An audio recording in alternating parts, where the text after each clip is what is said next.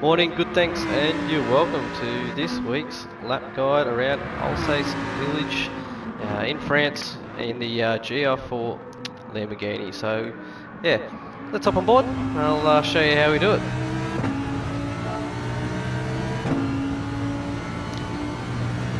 Alright, so coming into turn 1 here, you're looking at the 50-metre board at the start of the curb, on the brakes, trailing it off, nice gear shifts. Go up into third here to help that little bit of rotation on the exit. Get a nice drive up the hill. So full throttle around this bend here. Opening up as much as possible so you can brake in a straight line here. So you're looking at, just as these black and white markers are on the left, are starting to appear, or the yellow board. So essentially you're getting into a straight line. Brake. Nice and easy on the brakes here, you can lose the rear end. I go down the third, then the second. Once you know you got the corner exit right there, on full power, using all the track width, up into third. Some people like to drift all the way to the right here. I tend to sit also around here. And you'll find this corner on fresh tyres, you can basically go flat. Here I just dip a little bit of a tyre onto the sand, which does push me wide a little bit, so you might see a slight little bit of a lift. But yeah, if you get the line right there, you're all good. 42 flat is a very good sector time through there. I'm coming into this corner here, start of the curb, on the brakes. Slightly off the apex there, you can feel the rears, see the rears just stepping out just a little bit. You can get on the power nice and early, use the all the curb on the exit, full throttle around this right bend.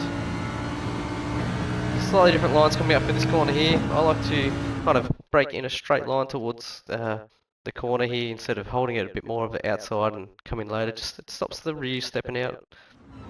So just be very careful on the brakes there, around the apex, and get back on the full power. And then another tricky corner is, so I tend to go up to fifth, but you can see I'm just lifting here, so you kind of just feathering the throttle around that 80-90%, and backing off a little bit more. Once you know you're here around this apex and you know you're not going to go understeer wide, yeah, on full throttle, all the track limits.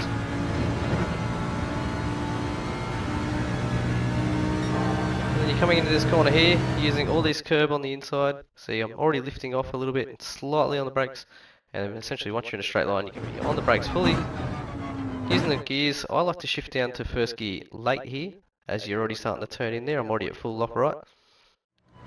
And then on the exit, once you know you're not going to understeer wide, up in the second to help the rotation. This corner here again, you're starting all the way out in the right, and as the tyre marks start to go left, you go left with them. Makes sense. Start to turn in a little bit earlier than what you'd think. And you can see just a little bit of a lift there. Again, if you get the line perfect, you can go flat through here. Feel the car get light there as it drifts out wide. Over the rise, coming down the hill to make sure you come to the last two corners. So again, I drift a little bit further right here just to straighten the braking zone. Start of the curb here, well just before, on the brakes. Down in the second there, make sure you're getting the car nice and tucked in here to the right. Don't drift too wide here, otherwise you'll ruin your run onto the pit straight.